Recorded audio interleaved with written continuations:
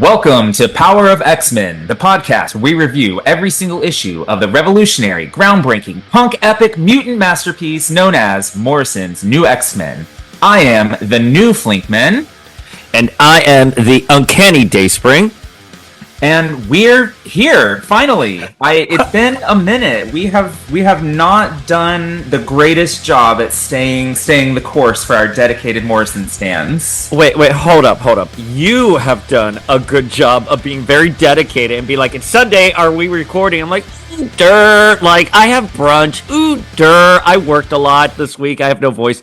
You are on schedule. I am not.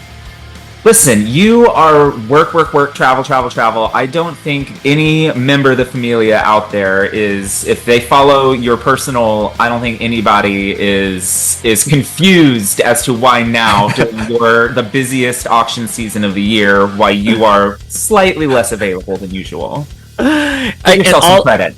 All I want to do is sit down and talk to you about Morrison. And it's funny because last week I was down at the Florida place and I was putting together like my Mafex display because we have Nate and Rogue and Jubilee coming this summer. Yes. I got my omnibus from Morrison, the Morrison omnibus that Jeff, to his credit, Jeff is the one who bought it. Yeah. And it's signed by Morrison. We got it signed at New York Comic Con back in like 2012, 2011, like almost like a decade and a half ago. Why do I have absolutely no memory of you meeting Grant Morrison? Why do I not know every detail of this encounter? Because it was probably like on a digital camera. and by the way, I probably, because this is 2011-ish era, so I'll tell you exactly what happened. I was not there when it was signed. Jeff would have been the one who would have gone to the booth at like 7 a.m. lined up whenever it opened, and I would be on the con floor just walking around drinking vodka, talking to people. Like, that is probably what happened. That sounds about right. If you were even at the convention yet, there's a chance you were at the brunch restaurant, two subway stops away. And I'll catch up with you, babe. I'll be there in 30 minutes. You have fun. 3 hours later. Because to Jeff's credit, I don't know if we've discussed this on the podcast before, but we had sort of left the books. We've covered that. You and I have left the books around Zero Tolerance. When I started dating Jeff, he was already back at the books and reading Morrison's New X-Men, and he was obsessed with it. You're like, you gotta give the X-Men another shot. You have to come back to them. And he was the one who gave me the Murder at the Mansion cover with Emma and Jean on it, and that's when I was hooked. I just love that it was that cover that brought both of us back, because I mean, I'm pretty sure I've relayed the story of, like, I had just graduated high school. I was at the airport and they still had the spinner racks back in ye olden days of comics. And I just saw the God Queens from like 30 feet away. And I was like, yes, this is for me. It was so intriguing. You were like, holy frack, what is that? Like the Phil Jimenez cover. I mean, it's gorgeous. And by the way, I can't wait to get to that era. And by the way, it's like, I got mine at Borders. And I remember holding it and just being like, what? And opening it up. And again, the Phil Jimenez art was just stunning. So credit to Jeff. He not only was he on the Morrison train before you and I were, but he also has the patience and planning skills, 100% of them, in your relationship, and was able to secure a meeting with Morrison. That's incredible. I'm so jealous. So, speaking of conventions, and me being a flake with no schedule, Fan Expo Dallas was this weekend, and I did not go. You did not go. Yeah, after at least two occasions of what's coming up for Power of X-Men. Oh, we're going to be at Fan Expo Dallas, and we were just one of us, but that's fine. I understand that your schedule is insane. But yeah, no, I went. I'm just like, full disclosure, this is a convention that I have gone to many times in the past. And last year, I believe I came to work the Monday after, and told my coworkers, if I say I'm going to Fan Expo next year, I want you to slap me across the face. Because it's just, it's not, okay, listen, if you are a fan of, Hollywood stars and, standing in lines and spending a lot of money, this is the convention for you, because it's kind of built around those things rather than comics, toys, or anything like that. Like, Hasbro's not there, there's no publishers there. It's really just a convention for meeting celebrities. And I'm more of a fan of that than you, so I still had a really good time. I got to meet Parker Posey, who of course I'm obsessed with. I've been obsessed Flickman, with. No. I mean, I don't know if I've ever mentioned on the podcast before, but Dazed and Confused is like one of my all-time favorite movies, and that was the first place I ever saw her in. And she has an iconic line in it, wipe that face off your head, bitch. And like she says it in like all of the, like, exactly how you would expect Parker Posey to say it. So getting to meet her and having her write that line on the autograph was incredible. And she actually told me, she was a delight. She actually told me the story of that line and how she was at some party night in New York City back in the early 90s. She was like, RuPaul was there. It was, big queer scene. And she said that some drag queen just yelled across like the room, wipe that face off your head, bitch. And Parker showed up to filming Dazed and Confused like a week later and like asked if she could put it in, and they did. And it's been, who knew that there was like a bit of queer culture hiding in Dazed and Confused? That's why I guess I love it all these years. But anyway, it was a good convention. Spent a lot of hours in line to meet Parker and Christina Ricci.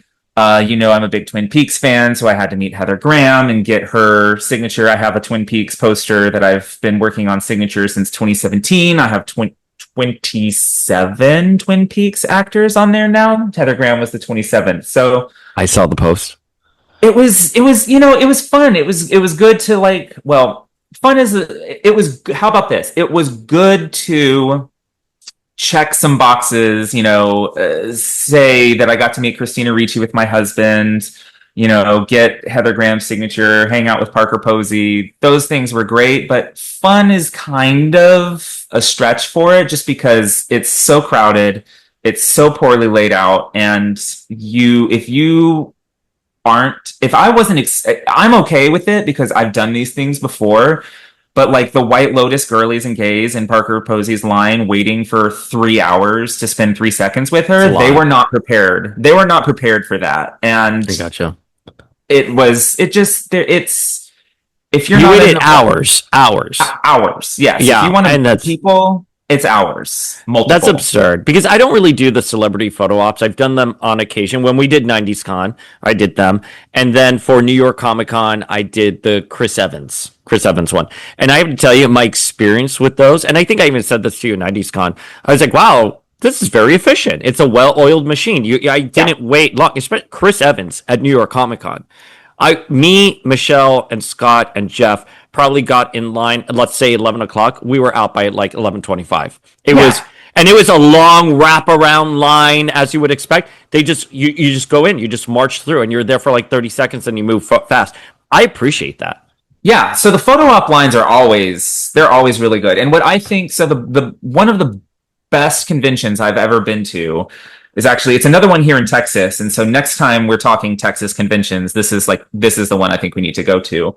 It's the Superhero Comic Show in San Antonio, and they have a process. They have that same photo process. They give you your time slot, you're in a group, you show up, you're herded through like cattle. It's real quick. They have that same sort of process for the autographs. They give you a specific time to show up, and they have smaller groups that they do this stuff in. Whereas Fan Expo, it's like, if you want something autographed, you got to get there 2 hours before the doors open, go straight to where you want to go, stand there and wait until they get there, and maybe you'll make it through before they have to take a break. But like, it can be an all-day thing. Like, don't get me started on 2 years ago when I met Hayden Christensen. That was just a disaster. are fine. Like they've got those Yeah. down the well-oiled machine, but more conventions could do with time slots and smaller groups for the autographs as well.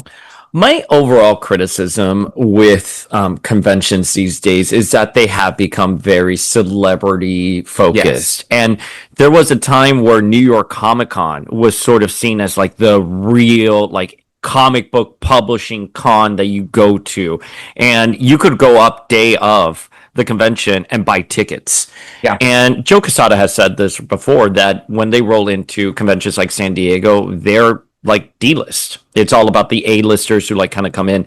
And you think for San Diego, fine, that's sure. You know, for whatever reason, that's the epicenter of pop culture and comics and TV and movies. But it has now permeated into the smaller conventions, into New York Comic Con. It's long gone are the days where you could just see the celebrity hanging out at their booth and you can like go up to them. Like Right. New York Comic Con, you could go up to Hayden Panettiere. I can never pronounce her last name. Panettiere, sorry. Come on. But she would just be there hanging out at the booth playing on her like Motorola like Razor. And you're gonna be like, hey, what up, Claire from Heroes? And she high five you. You know what I mean? Like, and that was sort of like the lovely experiences you would get. Now it's all lines, now it's all crowds, and the focus is less on like comics or these actual like properties that inspire so much fandom. It's more now about photo ops, getting things autographs, taking photos of people at the convention, and I'm guilty of this, covering the con for social media content. I'm very guilty of that, but it's transformed a lot. It definitely has transformed, and this particular convention used to be a locally owned nerd-run thing, and it was called Dallas Comic Con.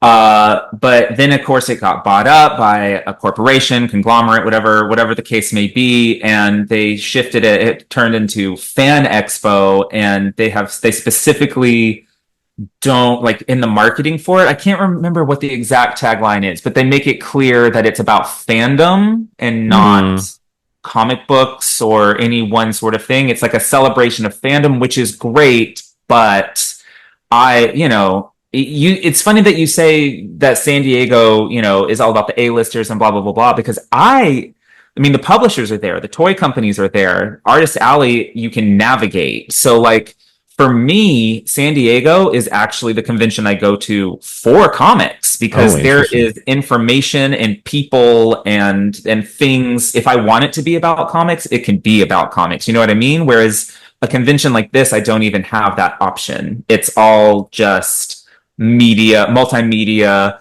fandom. Yes, they might have some, they have some comic book artists, but they're not getting, major panels or things like that. So it's fun if you're into the meeting celebrities, which I am, obviously. I like to do it, but I would warn comic book fans and people who are new to conventions from Fan Expo, to be perfectly honest. Well, speaking of celebrities, we got some major news a couple of weeks ago. Major news that Neve Campbell has been cast as Polaris in X-Men 97.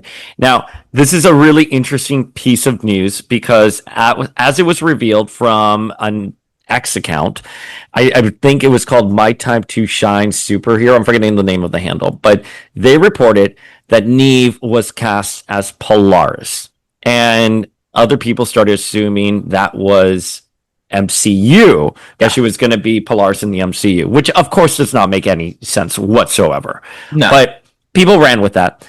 And it came out that it was actually kind of a little tricky of a post. It's actually X-Men 97 that she was cast as Polaris in X-Men 97.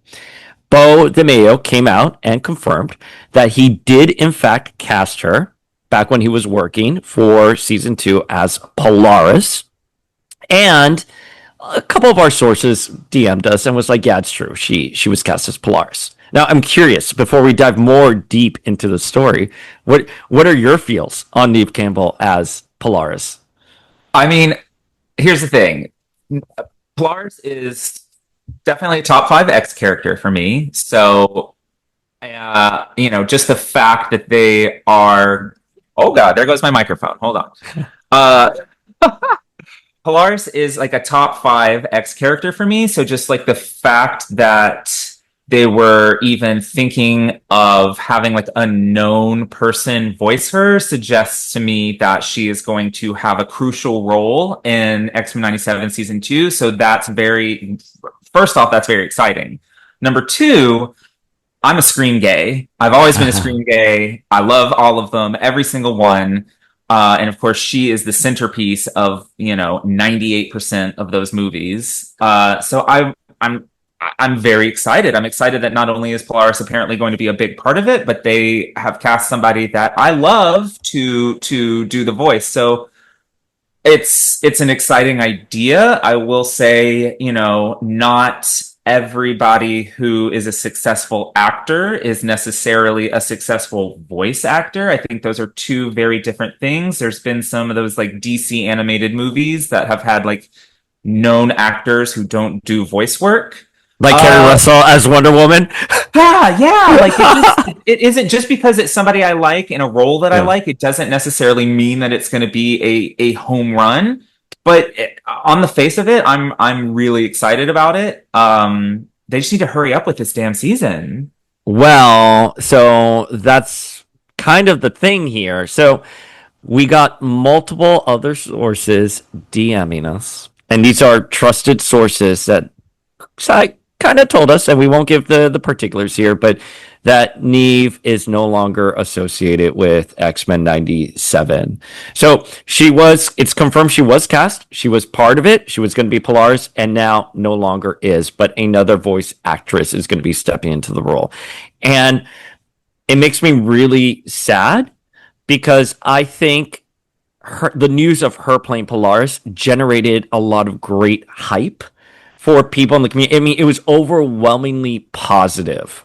In that, I think I have to look at the numbers, but I polled the Familia, and it was something like 80% of people were like, I love this, which is unheard of. And like 5% were like, no, I hate this. And the other 5 were, and the other 10, whatever, were just like, I don't watch X-Men. Like, I don't watch X-Men 97. So it's fine. But 80%. So I'm sad to say that according to sources that we do trust very much here, she is no longer associated and will not be voicing Polaris. And I wonder if it's just part of the natural production delays that, her schedule just didn't free up. Was there a change in direction following Bo's departure, and legally they have to change courses? Was she probably not hitting the lines? It's all these reasons being floated up in the air. So I'm sad. I really am sad. I would have loved to have seen her come out at like San Diego. Oh, well, I guess Marvel's not going to be at Hall H this year. Yeah, no. So I guess Marvel Studios Animation, they're not going to have any panels. So I guess that would have never happened. So I'm sad. Too long didn't read. I'm sad, but it looks like it's not happening. Which is, that makes me very sad. In my mind, I would rather think that it's something like she's too busy with Scream 7 and she wasn't available for like the re-record. Because obviously, if this show isn't coming out for, another year from where we're at right now, 2 years after the first season wrapped, there's been a lot of changes. So I would imagine that there has been some need to re-record voices, and I would like to think it's because she's too busy, being Sidney Prescott again, rather than I'm so excited for that. Terrible. I am too. Like, everybody's so upset about Jenna Ortega not being around. I'm like, well, sorry, but we have Sidney Prescott. I'm not a Jenna Ortega fan. No shade. I'm just not my generation. I actually think the best thing that happened is that they're refocusing on the original, like Courtney and Neve. I am very happy going to come for us, but I am 100% with you, and I am going to commit heresy in the eyes of my fellow horror gays. I don't think Wednesday was very good. It was firmly okay. I'm more excited about the second season for things like Joanna Lumley as Wednesday's grandmother, or as like Morticia's mother, and and Lady Gaga doing whatever the hell Lady Gaga's doing in it. Not actually all that excited about Wednesday herself. I didn't think Wednesday season 1 was the hype that everyone was talking. Like, even my cousin, who is like straight, married with kids, is like, bro, did you see Wednesday was so good? I was like, what? Like, I was so like taken aback by it. I also am very precious about Morticia Addams, and I just don't. I love Catherine Zeta-Jones. I grew up with Catherine Zeta-Jones. I have, pride seeing her on screen. However, I don't think she was a great Morticia. Well, and what's so funny is I'm like sitting here like, oh, I don't really even like Wednesday all that much. But when we were in Romania for our honeymoon and the whole Elvira tour, they filmed the first season of Wednesday in Romania. So I've like actually been to like the actual Nevermore Academy, and like been to the courtyard where they did all of like the drama scenes. Like you would think that I would be like a huge Wednesday stan because I traveled to Nevermore Academy, but it's okay. And agreed. Number one, there wasn't enough Catherine Zeta-Jones as Morticia for a stan like me to even know if she was good or bad. And what was in there, she was no Angelica Houston. I love Angelica Houston. When I can't sleep at nighttime, I Google photos of Angelica Houston in like the 60s and 70s, back in like her modeling days, and when she was dating Jack Nicholson. I love Angelica Houston so much. And especially, under Wes Anderson's direction, I think she is a pop culture icon.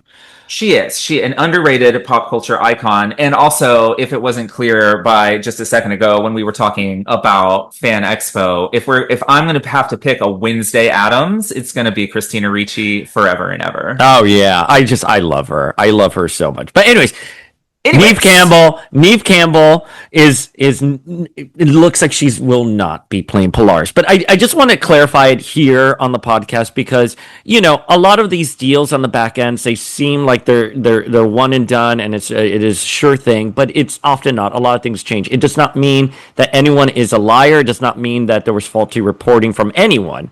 It's just that things change. And we live in a world where we follow stories as they develop.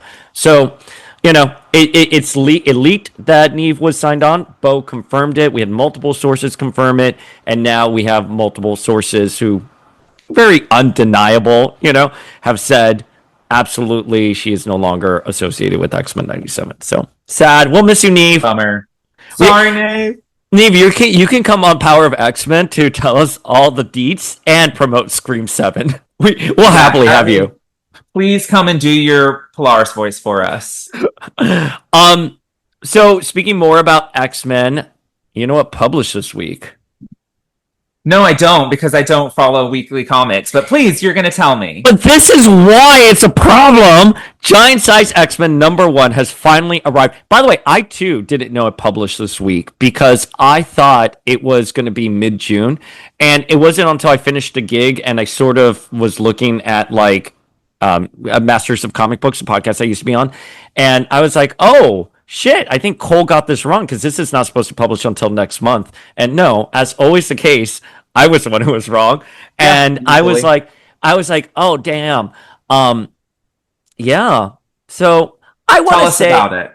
I don't think it was, listen, I don't think, I hope I've made it very clear that I think the Hive, right? That's what the writing duo calls themselves, the Hive.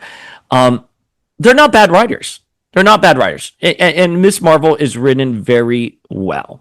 And the art by Adam Kubert and the colors, I believe, are Laura Martin. I wish every comic book looked like that. It looked great. But I don't know. It just, there was a lot of little inconsistencies with content. If you're going to go back and you're going to tell a story and you're going to retcon some stuff, just get the details right. That's it. You don't have to tell the story, but since you're electing to tell the story, fix the content, make sure that you have your continuity lined up. The biggest one is that at the end of the issue, they arrive at the Grey household during the day. I'm just joking. Oh, no, that was minor. God, chill out. Minor. No, but obviously the one that we have been discussing, and it's sparked a lot of DMs and conversation and comments is that Cyclops, it's set during the time of Giant Size X-Men after the original X-Men are captured by Krakoa. And Cyclops is with Xavier and they're forming the Giant Size team. That is when Miss Marvel comes in and Cyclops recognizes her. And he's here like, Kamala? And they hug. Now, technically, as you know, in Extermination issue 5, it was well established that Jean had learned how to suppress memories.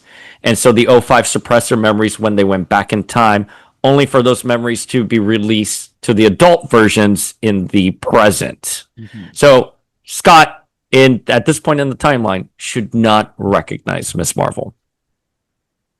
I mean, yeah, that's obviously a continuity error, but like, I don't know. I could almost like Marvel no prize it, and like if I wanted to. I'm not saying I'm giving anybody a pass for this, because what you're describing is exactly the reason why I'm not currently reading the X books, is because it doesn't feel like anybody cares about continuity. They just want to tell whatever story they want to tell, and that's just how it's going to go. And it's been that way for a while now. Hickman was certainly that way, but I don't know. I think if you wanted to make it fit into continuity, you could spin it, and this should be on the panel, by the way. It could be, they could spin it as Jean thought she could do it, and the time travel back to the past undid what she did. I don't know. I'm sorry. Are you saying that Jean thought she could do it and therefore failed? Absolutely heresy on the no. Well, we're implying that Teen Jean. Okay, here's another one. We're implying that Teen Jean is more powerful than Professor X and could hide even those memories from the most powerful telepath on Earth.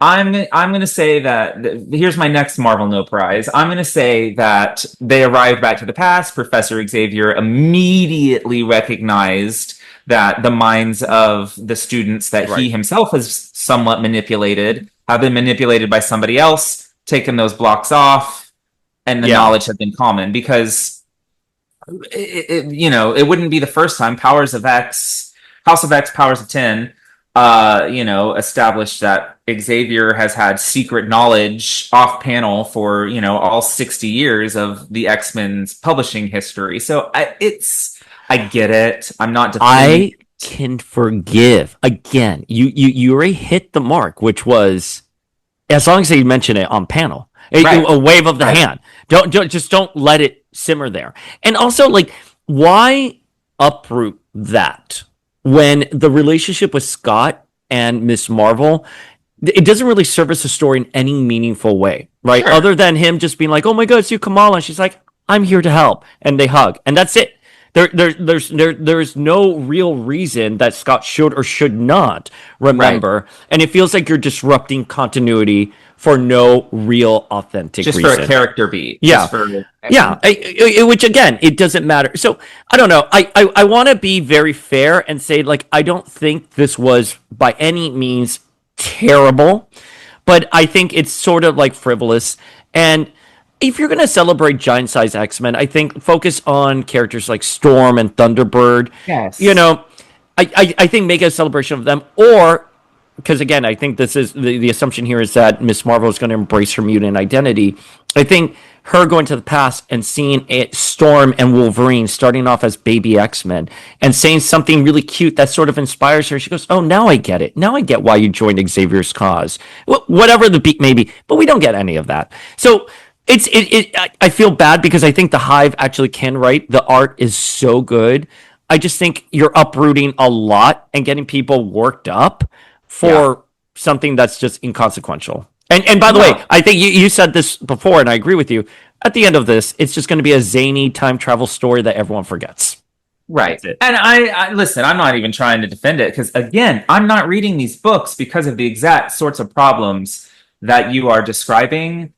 I just, deep down, I guess I still just want to have faith that these books mean something and that this continuity matters, because the reason I talk about this at work all the time. The reason that people are, Marvel fans specifically over DC fans is because we are into the continuity.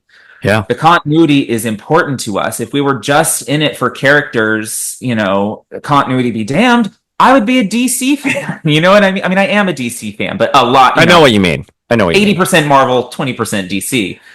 So like it's unfortunate that they choose to often overlook the very thing that makes Marvel stand out so much, is that there is this rich 65-year history with these characters that has never been, it's been rearranged, it's been reshuffled, the timeline is always moving, but it has never been outright rebooted before. So that is something that makes the Marvel universe so special, and it feels like the people in charge of these books right now don't understand that that is something that means a lot to people. And by the way, the only people that are even buying these books now are people like you and me who have been following them forever. So who are they even ignoring this continuity to make these books accessible for? I agree. So this is the one thing that first of all, I love everything you just said. I mean, I'm co-signing that. It's the declaration of power of X-Men right there.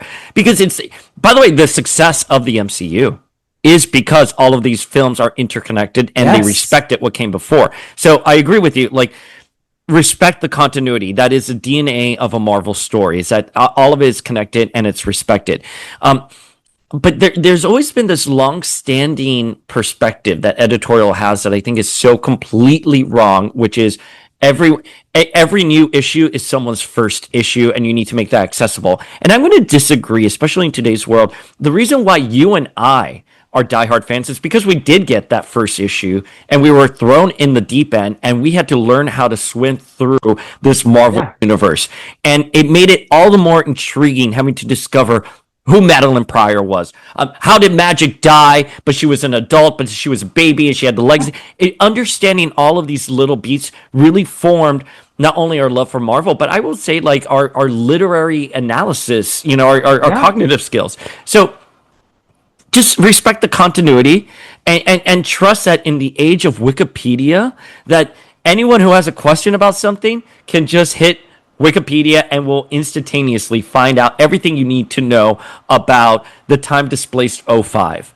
It does make me really, really upset that the editors probably just overlooked it. And not in a negative, like, I don't think they were malicious. I think they just don't know about Extermination, which was just a 2018 story. And it was such a big conversation in the X office during that time of how do you send the '05 back, given that they have been years in the present and they have all these memories. And Extermination, it was Ed Brisson who wrote Extermination. I think Ed Brisson is such a great writer. They worked really hard to answer those questions and succeeded in a way that the characters go back, they don't remember everything, but the adult versions remember. And I honestly, I don't remember much about Extermination other than the ending of it where this happened. And I'm the kind of person who says comics, Marvel Comics especially, because it has been an ongoing narrative for almost 65 years. I'm the kind of person who would encourage people to pick and choose what they want to read. You don't have to start at X-Men #1 with Stan Lee and Jack Kirby and read all the way to now to understand what's going on. But the beauty of it is the seeds that were planted, the concepts that were introduced 60 years ago in X-Men #1 are relevant to what's happening here. So it does it a disservice, I think, when you want fans to pick and choose what they read, that something that you have written just gets completely lazily overlooked. If there was, like we've already established, if there was an answer on panel for this to happen, that would be one thing, but for it to just be lazy oversight is kind of offensive. But and this is what we talked about with Joe Casey, which was We don't need to start at number one and have it accessible to new. We trust the readership to be able to Yes. pick up at Uncanny X-Men. What was it, 390, and be able to follow along. We trust that we can do New X-Men 114, and the readership will be just fine. And those were very successful. So I agree with you. I don't know. It makes me sad that the current state of the X office. What's even sadder is on Power of X-Men, I polled not people's feelings on the issue, but have you read Giant Size X-Men 1? Did you go to your comic book store or wherever you get your comics, and did you read it? And we had 2,000 responses, which is always great engagement, but 50% of people said they did not read it. I was one of those people. 21% said they will wait until it's on Marvel Unlimited, and only 29% said they read it. That means that for a dedicated X-Men social media page where everyone coming here loves X-Men, 71% did not read this issue as it happened. And that is absurd to me. And I talk about this, when I rant on YouTube. Jason Nerd Alert, myself, we are those Wednesday warriors that what is publishing today, and we have to get that issue as soon as possible, whether it's a lunch break, whenever, and we don't even care what's being published weekly anymore. That is our entire lives have been built around X-Men, specifically the comics, and we don't care, and that is a huge, whatever the reason may be, wherever we land on our X opinions, that is a huge problem. They should be, Marvel Comics should be concerned with the level of interest in their books right now, because it's just a content factory at this point. They're just churning out content for dollars, and the quality and the continuity and the things that have made it special for all of these decades is lost. And that's a shame. It's just a shame. Well, on the flip side, though, do you know what has me screaming at the top of my lungs? Can you guess? Let me think. What is something that you're obsessed with and have even based imagery for the podcast around? Could it be Marvel vs. Capcom Marvel Legends figures? I cried when these were being revealed, because of course they've been rumored for a while. Yeah, but seeing them happen, we haven't spoken about it. No, we haven't. I want to know your feels on all of it. Okay. No, there's no shade here. All of the figures look phenomenal. They are great. I personally, as has been stated many times over the years, I am not personally a gamer, so I don't have the huge nostalgia for Marvel vs. Capcom that you do. I mean, obviously, X-Men Children of the Atom, X-Men vs. Street Fighter, all of those action figures from Toy Biz in the 90s, had those, loved those, everything, great. But I just didn't, as I aged, and I sort of didn't, I moved on to the Spice Girls, okay? Like, I wasn't playing video games and following Marvel when that was the thing. So, I don't have the nostalgia for it. But that being said, everything looks great. And I am currently debating, there's things that I want to buy. There's things I need to buy. So obviously Psylocke is gorgeous. She's absolutely beautiful. The most perfect Psylocke figure I have ever seen in my life. I agree. I have to tell you, oh my God, that is a perfect figure. That is a perfect Psylocke figure ever. Like, that is a mic drop. I was really worried that she was going to be super stylized like the video game. So I'm so glad that she's not. I mean, she's beautiful and she fits the bill just fine. But whereas I think the Wolverine figure definitely has, the bigger sort of mask flourishes that really call into the game. And Venom's coloring is very much, the color from the game. So I'm glad that they didn't go that route for Psylocke. And I have a coworker, who, before the live stream was even over, was up out of his seat and at my desk, like, "Hey, I want that Thanos. Do you want to split the Psylocke and Thanos 2-pack with me?" So, like, I'm not even going to have to pay 100% of that pack. So that's the one I'm looking forward to the most. I'm a huge Juggernaut fan. He's easily one of my, top. When you're talking about X-Men, when you say someone's in your top 20, that's a compliment because there's just so fucking many of them. So Juggernaut is in my top 20. He looks incredible. I think he's a little too big for me, not just in terms of I don't see the character as being that huge. But also I'm not entirely certain he'll fit on my shelf. So I was just looking at my shelves right now here. I was like, would he fit? I think in theory he has to fit. I can maybe crouch him a little bit. Yeah, my shelves I have enough space for. I mean, it would be weird if mine enough doesn't. For like a Jim Lee, Rob Liefeld 90s interpretation of the character. Joe Mad, Yeah. Okay, that's the thing actually. If it was like the Joe Mad coloring with like the more orangey brown and like the yellow across his torso, that would be a no-brainer. I would be buying that Juggernaut in a second. Well, they're going to re-release him. They're going to re-release him too at one point with different colorings. I would love an alternate head, like a Kane head. Yeah. And I listen, if he came out in the Joe Mad, like light up series colors, I would definitely buy him. If he came out in like the pewter and yellow Chuck Austin outfit, I would absolutely buy him. But as it stands, another Juggernaut in the same sort of color scheme and costume that I have that could potentially be too big for my display, I'm a little on the fence. Let's be real, I'm going to buy him. But the one I think that frustrates me the most, the only one that frustrates me is Captain America, because I bought him when he was originally the 20th anniversary Marvel Legends Captain America, and he came with the shield with the 3 holes in it for the bullet blast effects. Then they re-released him as the Secret Wars Captain America with the shattered shield. And now, finally, they are releasing him with just a normal Captain America shield, but they're putting him in a 2-pack, making me have to buy him, a third time and with a figure. I don't even remember who he's coming with, but I don't. Venom! Unmasked Venom! I'll go in on that with you. How about that? Because I'm going to buy 2 of each of these, and I want to display Venom.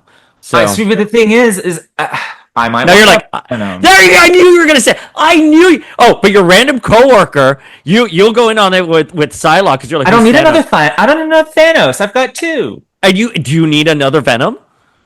I don't have a Venom. I have a Flash Thompson Venom. Okay. We'll see. Fair enough. Maybe. I don't have any fucking room. I should probably go in on Venom with you. I hate you. I hate you so much.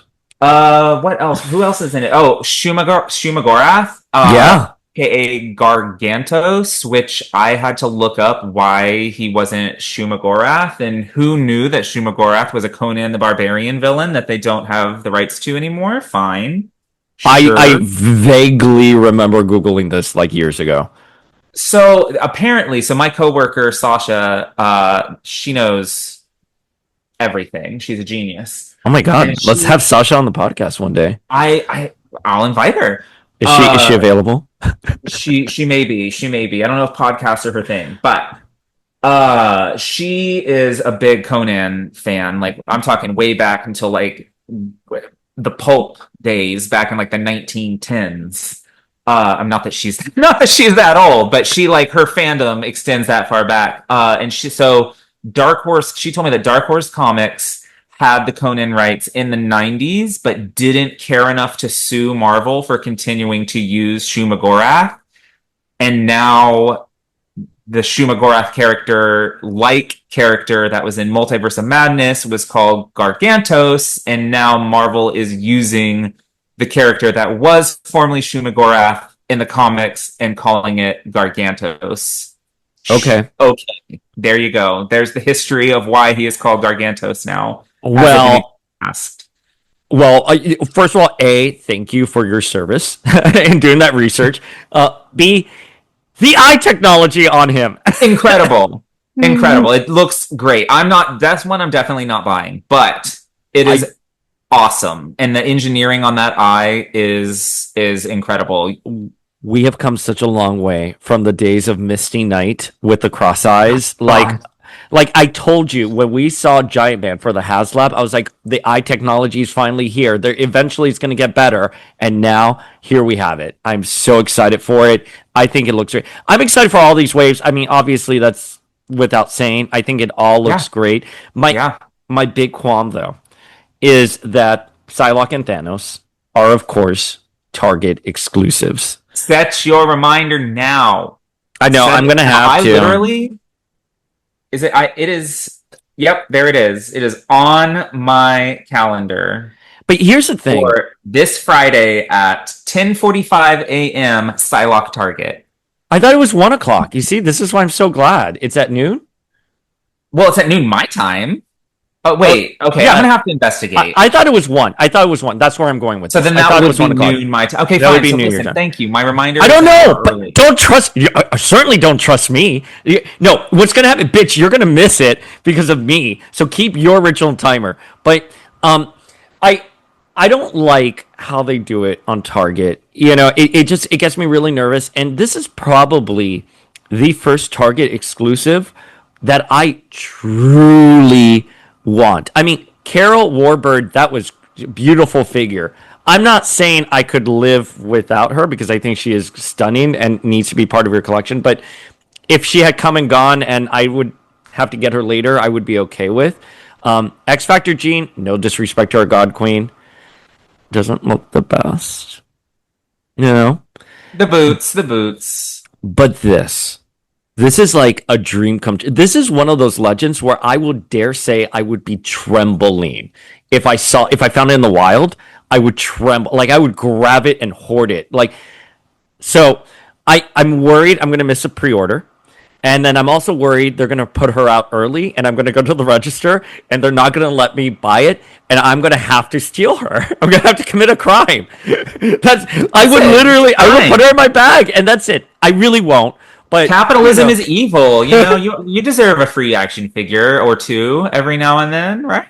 But like, not advocating for this. Yeah, I'm really not gonna do that, obviously. But like, I'm definitely am one of those people that will just like, I just be really upset about it. So, I'm excited for this. I think these reveals were great. Hasbro looks great. Oh, I didn't ask you about the Fantastic Four. What did you think of the Fantastic Four figure? They look great. I'm not usually an MCU purchaser. I purchase here and there, but I will probably get these. I am a big enough stan of the Fantastic Four, and specifically the Fantastic Four in blue and white, that I'm gonna have to get these. And then I keep seeing people making fun of the Vanessa Kirby likeness. I think it's pretty good. I don't think it's that bad. I thought it looked great. I have no qualms with it. I'm seeing so much hate for it, and really? that's just the fandom these days. Yeah, well, it's so funny. I did a reaction to the live stream, and someone called me a Hasbro shill. I don't know. I wish we were getting paid. Is that what it means? Yeah, it means They're... I thought it was just... Well, yeah. First of all, yes. First of all, I assure you, we are not getting paid. We have just been fans since 2002. Oh, I thought it was just like a super diehard fan that just doesn't... just obnoxiously loves everything without questioning it.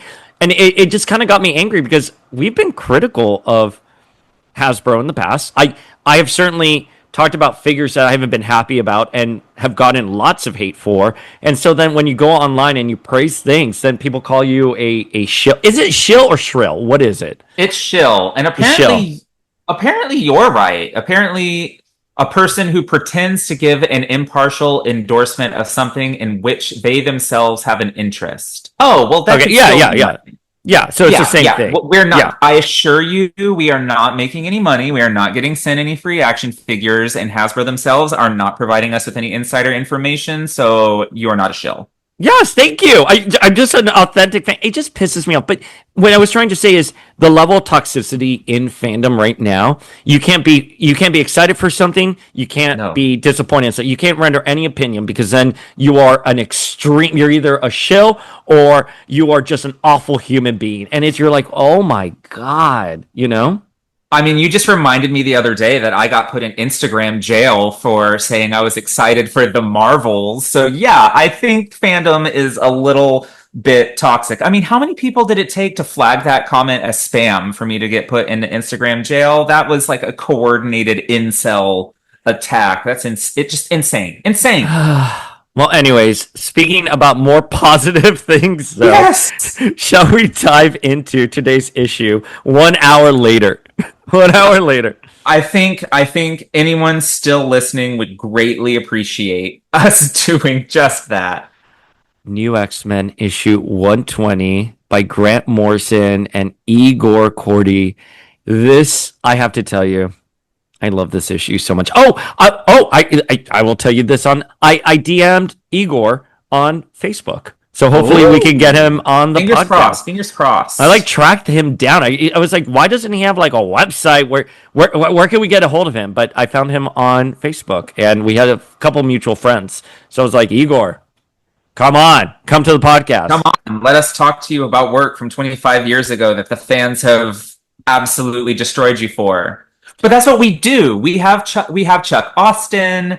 We have people on, and we let them know the chorus of negativity on the internet is wrong.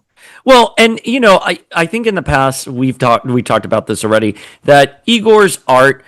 I feel like a lot of us were probably critical about it back in the day, but now looking at it decades later, oh my god, it's great. It's fluid. It's that this opening shot, which the opening scene is Angel and Wolverine eating once again, and she's throwing a strawberry milkshake into Wolverine's face, and Millie, the waitress, is like, "Are you two on your honeymoon?"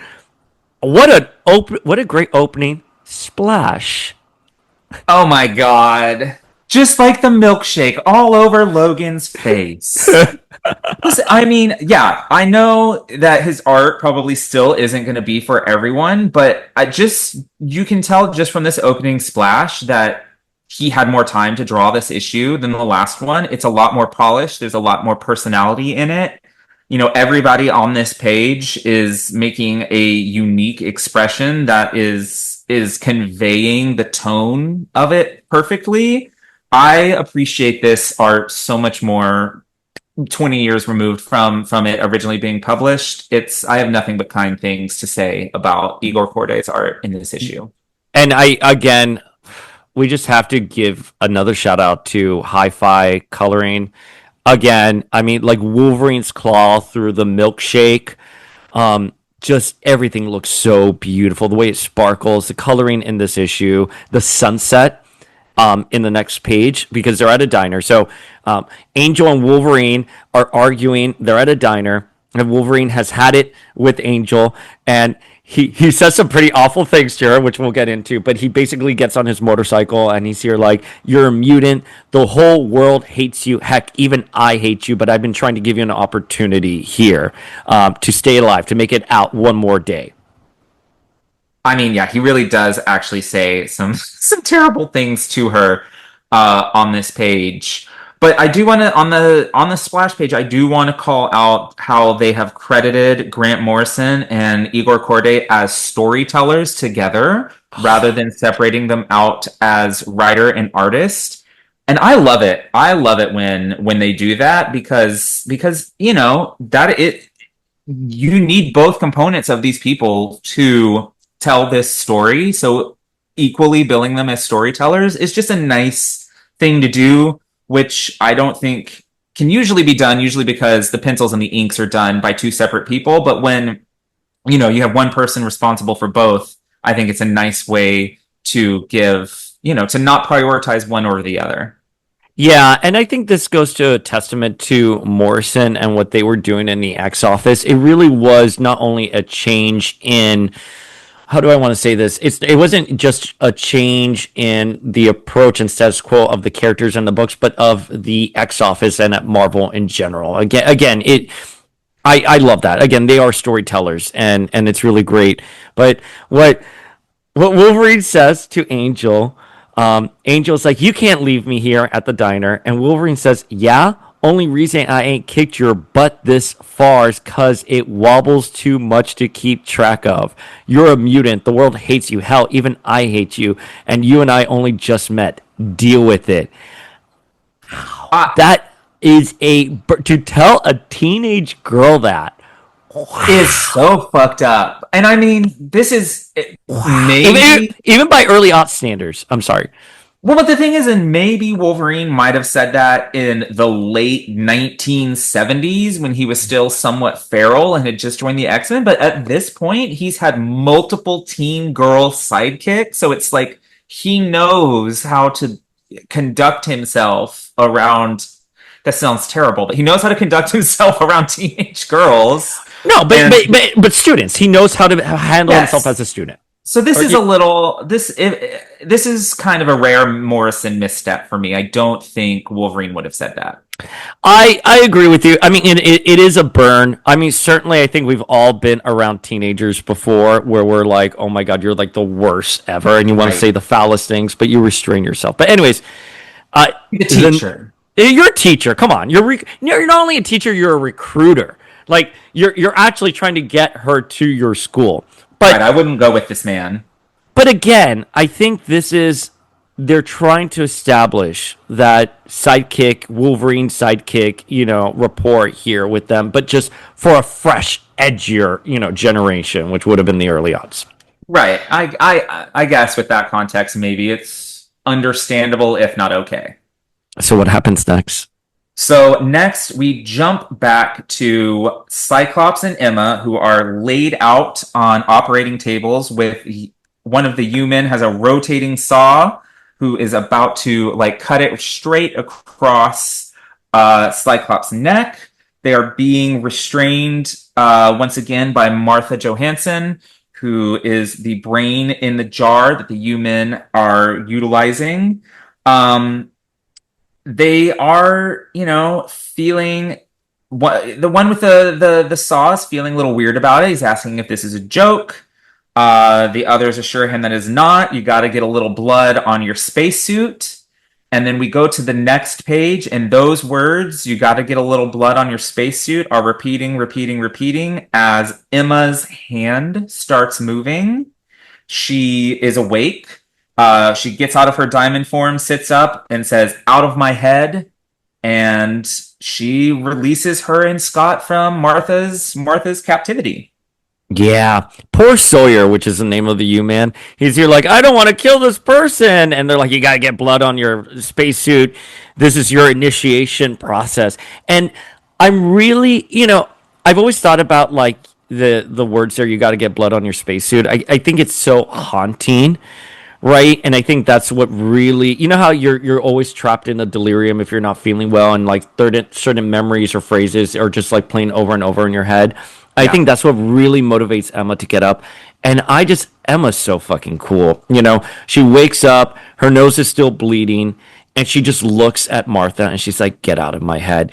And again, it would make sense that Emma will one-up Martha. Martha can take her on by surprise, as she did in the previous issue. But once Emma's able to sort of recalibrate, Emma's in charge.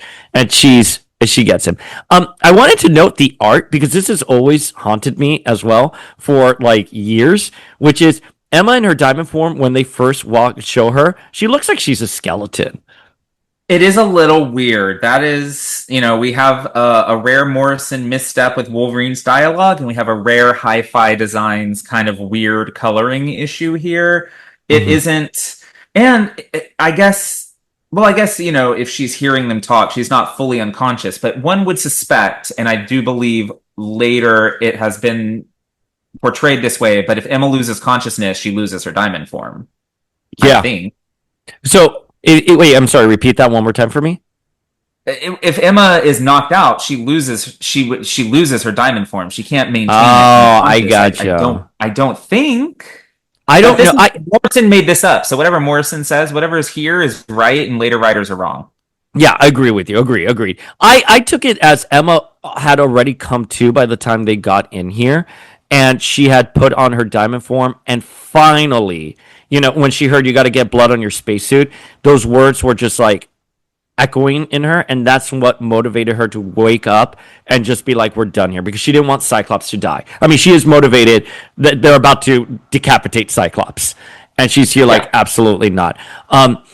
I love her line. You should have kept your eyes on the diamond lady, you brainless cult. My mind is in charge here now. My pain is your fault. Oh, and she just like annihilates them. And this line, how's that? That's how my nose feels. The precise sensation of $20,000 of very delicate cosmetic surgery as ruined by vandals. There are lots of amazing feats of telepathy in this issue. We're going to get to a couple more in a little bit, but like Emma here making the human, like she's not just like rerouting the physical pain of her broken nose times 1,000, but I imagine she's also like channeling the frustration of having her $20,000 nose job ruined through as well. So these guys are not having a lot of fun right now. And what I really love about this scene is it's Emma to the rescue yet again. I mean, this is like the second or third time she's saved the day in just how many issues as a member of the team. And it's like, yes, Morrison, has definitely polished up her, snarky personality and her vanity for the 21st century, but he's also showing her pulling her weight, being super effective. And, despite it all, you can tell that she is genuinely starting to care about the X-Men's mission and Cyclops. And I don't know. It's just something about reading this now and having reread everything that came before it. It's a slower, more effective build to the character that Emma becomes in like later than I remember it being. Like this is a very effective yet subtle push of the character in new directions that you don't really recognize at first because she's still being her snarky, fabulous self. Oh, and Gorgeous accepted my friend request, by the way. Live, as this is Igor Cordy. Oh, it's happening. It's happening. Let's see if he replies to my DM.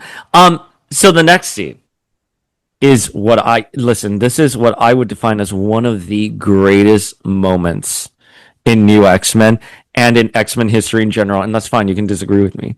But Did I say that I disagreed with you? I am anticipating. But we cut back to the mansion, and the U-Men are like, this is it. This is where we're going to get all of our organs. They don't feel anything. This is not a school. These are just things. And Jean is there with her students, and she goes, you guys, you should go away. We have invisible guards surrounding the campus. I'm going to let you go back, and all you have to do is pay for the destruction of the gates. I'll send you the bill. And, obviously that's an empty threat because there's a mutant who's projecting voices, but there are no actual invisible guards around the school. And the U-Men discover this. Jean tries to get the Stepford Cuckoos to attack the human psychically, but they're able to turn on psychic blockers, and they shoot. And Jean says, as I was about to say, telekinesis means mind over matter. So all the darts that are coming at the students and Jean stops it mid-air and turns it into like some kind of little pattern and shoots it back at them. And she says, a snowflake of Oh, it's a snowflake. You're right. It is a snowflake. Sorry, you're right. And she says, don't come to my school and patronize me. Don't threaten me. Don't do anything. And she's making them vomit. Oh, it's so good. And she goes, don't even think about it, because if you do, I'll know. And then she lights up as a phoenix as Wolverine and Angel are arriving. And Jean's like, what's everyone looking at? And Wolverine is like, Jeannie, last time you lit up like this, the universe peed its pants. So I just went through a lot of pages there so we can unpack it. Yeah. But it was just, I love it. I have so many feels on it. So, okay, well, let me just go ahead and let you know that I agree with you. I don't know why you're thinking that I was going to disagree. This is easily one of the best Jean scenes of all time. I mean, not only are her Phoenix powers slowly reemerging, and it's expressed in the art over these pages, her hair is getting more and more fiery as she is getting more angry, as she is fighting back more. And I mean, the fact that Jean Grey is causing grown men to puke in their scuba masks and shit their pants, like that Mm. is really incredible stuff and like a super clear indication that this ain't your peepaws Jean Grey, folks. Like she has had it. She has had it. And what really strikes me about this scene is like, did Sublime like just not do any research on Jean Grey Summers whatsoever? Because I don't know, if I was like a resident of the Marvel universe, it seems to me like the Dark Phoenix saga would be well known enough for me that I wouldn't even think about going up against Jean Grey if I was a U-man. Like absolutely not. And I just the culmination of all of this as somebody who at the time, this is before I was a Jean Grey fan at this time. I'm still a Jean Grey fan. I'm not a fan of a lot of Jean Grey fans, but Jean herself, this is really really great stuff, and it kind of gave the same sort of feelings and emotions as when Jean started becoming the Phoenix on the animated series when we were kids. Like that was such a big deal. Like, oh, she's ascending into Phoenix, and so then rereading it here, her slowly becoming the Phoenix again, and knowing what that means, and knowing how big of a deal that is, it kind of gave that same sort of giddiness and excitement. So this is a really big issue for Jean Grey fans and even those of us who have to tolerate them. Well, so Jean at this point in continuity, she had been lightly displaying Phoenix powers. We saw that specifically in X-Men Revolution and the search for Cyclops, but it was never really properly delineated what was going on with Jean and the Phoenix. So the fact that it manifests right here was sort of like this is the beginning of a proper Jean and Phoenix story in the early aughts. Because again, before it was alluded to, but it wasn't really explored. And yeah, they just wanted to put Jean in a Phoenix costume and call her Phoenix again without any of the ramifications of what that would actually mean for the character. Yeah, and there was a lot of speculation that, well, when did the Phoenix and Jean rebond? It's never really specifically stated, but I think it's in X-Men Forever Volume 1. That's where Jean is re-exposed to the Phoenix when she's talking to the stranger. That is just a theory. Someone can disagree as they like. But Jean is being patronized. They're like, there are no active X-Men here. And I always thought of it as like maybe the public didn't know. I think, because you just said it right now, I think they do know. And they're just, nah, Jean, there's no active X-Men. What are you going to do? And she is furious about that. And I think it's alluding to her temper. Jean has a little bit of a temper. And so as that temper rises, there goes the Phoenix. So I think it's setting up a lot for the reader that don't piss Jean off because she has a power that she probably is not afraid to unleash. Yeah, no, it's clearly not. Clearly, she's not afraid, as she is, sending them scurrying back to their van, which she also appears like. If you look at the art, they rolled up in an ambulance last issue. She seen as they're running towards the ambulance, as Wolverine and Angel are pulling up. She seems to like be deconstructing the ambulance. Their vehicle is being ripped apart. Yeah, you're absolutely right. It's so funny that you said that. I don't disagree with you. I took it as like the Force was just kind of like blowing it back, but it is being disintegrated. Yeah. There's no doubt that issue, like right there, that panel. Again, we're going to talk to Igor about this. It is literally being torn apart. Like Gina's just like you're naked. So they mentioned they're naked, and they have no way It is very deliberate. They have no way of escaping. You know what Yeah. this is giving? This is What? kind of giving Famke Jean and Yeah, in X3. X3, like Yeah. disintegrating their suits first and then disintegrating their vehicle. Yeah. This is very that. It is. It truly is. So, yeah, it's nice to see that X3 was inspired by something. By By something something. besides Um, Joss Whedon. um, so yeah, I thought that's really great, and I love that Wolverine just looks at Jean, and I love that splash of Jean lit on fire. Again, kudos to Igor on the art. I love it. And kudos to Hi-Fi for the 5 millionth time because it's clear that she's still sort of transitioning into the Phoenix powers here because there's still some pink power effects Oh, among the flames. oh, you're so right. There's pink power effects among the flames too, and also like for Hi-Fi, that scene that you're talking about where Angel and Wolverine arrive, you can see like it's like the night sky, but you see the illuminating fire effect, and it sort of Yeah. bleeds in, very realistic again. And then Logan's face as he's approaching the gate, you can see the effects of the flame, reflecting off of him. I mean, this is. I don't want to be negative, but you don't see this kind of quality in the artistry of the coloring as much. Not as much. This was definitely. I mean, this era of comics was like a new frontier of like coloring and lettering techniques, and you can just tell that they are experimenting and playing and trying new things. Whereas now, I think they've sort of settled into a more regular. This is the standard now. I think they were able. The experimentation was this was the era of experimentation in comic books. So you need to describe the next scene because it just occurred to me right now that both our girls really shine in this issue. Like Yeah. it never occurred to me until now.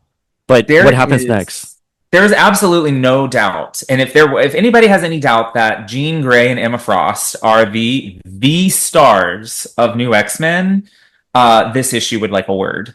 So we pick back up in the offices of Sublime, and he is clearly stressed. He's getting the communication that things are not going well at the mansion.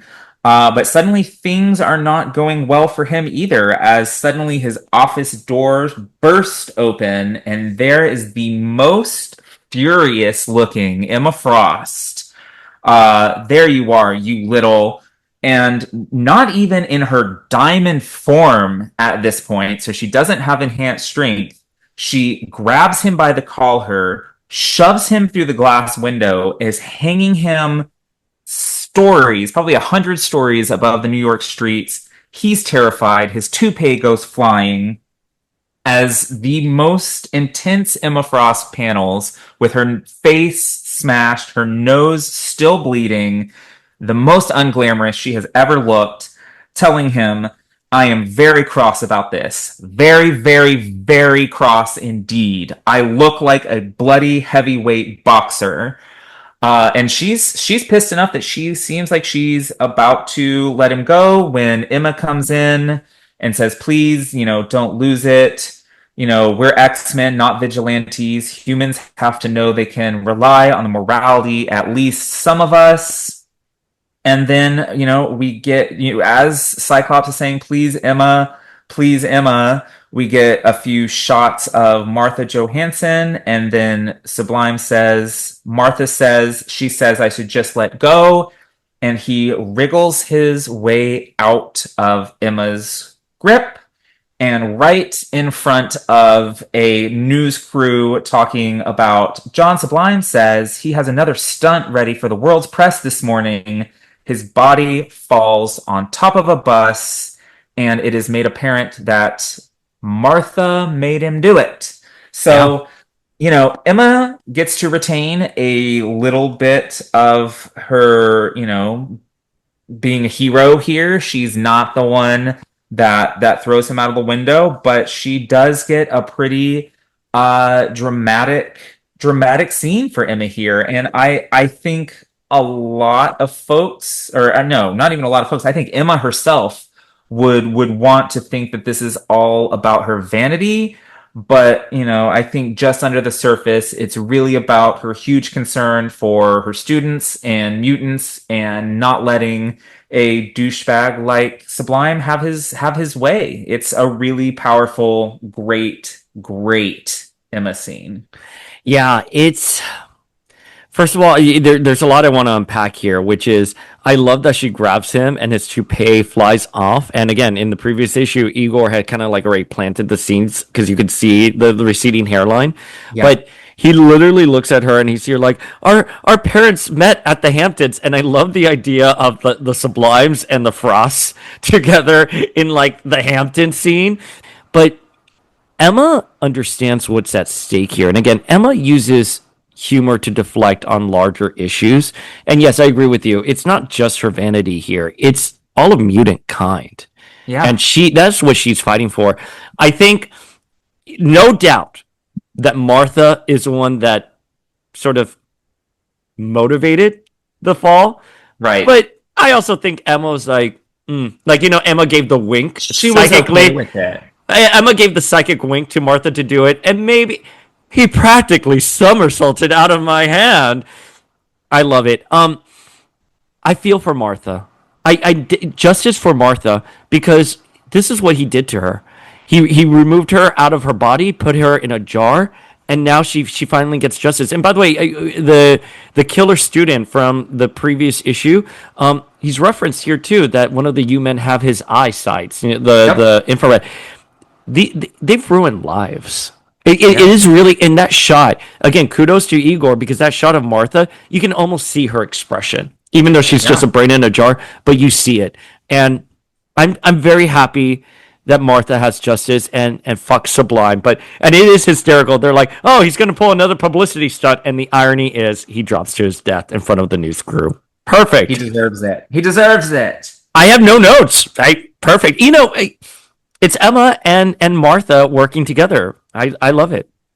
It's good for perfect. Them. It's perfect. It's Jean having a big moment. It's Emma having a big moment. And it's Martha getting her revenge. 3 telepaths are having a pretty good, aside from a broken nose, they're having a pretty good issue here. So the issue ends in the next 2 pages, and it's Hank McCoy, who we saw previously get up, and he's holding Cassandra Nova's body, and he says, help, Professor X is trapped in this old woman's head, and we now are revealed that Xavier is in Cassandra Nova's body, and Cassandra Nova, as established, is in Xavier's body. And Michael Jackson looks really, really concerned about it all. I know. This is such an interesting end on the splash page. There's Michael Jackson, and the cuckoos are still different heights. Like this cuckoo looks like she's 5 years old. Yeah, she looks teeny tiny. It looks like the cuckoos could be all different ages. I wonder if there was. God, that's why we need to get Morrison. I need to know if there was like originally a different plan for the cuckoos, or if it was just like the previous artists didn't know what they were doing and Igor just went on based on what was established. I need to know. These are the answers that I desperately need. Well, you know what? We're going to find these answers. But I think this issue was great. A 10 out of 10 on my end. Absolutely. Absolutely. This is the perfect example of how this series blends new concepts with classic action and pushes the characters in new and interesting directions and sets up new and interesting characters in their own right. Like, there's so much packed into this, and yet it's still a really easy read. Like, this is a perfect comic book. I'm just going to put that out there. It's perfect. There's so much that happens here. Both on the surface and under the surface. You know what I mean? Like, it's not like, oh shit, they're not respecting continuity here. It's like there's enough in the issue where you can see what undercurrents are, or at least be able to make some kind of conclusions. And again, this is, I think we can encompass it with what you said, that it's Morrison and Curdy, and they're billed as storytellers. There's no writer, there's no artist. It's a joint venture. They're co-storytellers, and it's evident on the page. It is a perfect union. It is easily one of the best Jean Grey issues of all time, and I don't say that lightly. When Jean has issues like this, I understand why people lose their minds over her. I understand it. I get it. This should be the standard for how Jean Grey is written, in my opinion. It's the classic example of the underdog who has agency and power, to take control of the situation. I absolutely love it. Anyways, anything else you want to say? No, I'm super excited. The next issue, we dive back into the Cassandra Nova story. We also get Frank Quitely back on art.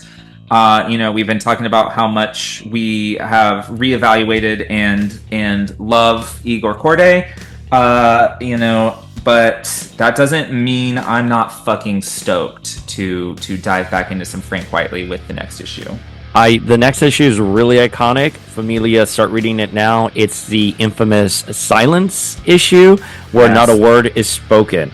So get ready. It's Jean and Emma. Again, wow, the stars. Jean and Emma going into Xavier, Cassandra Nova's body, but Xavier's mind to find out what happened. Very excited.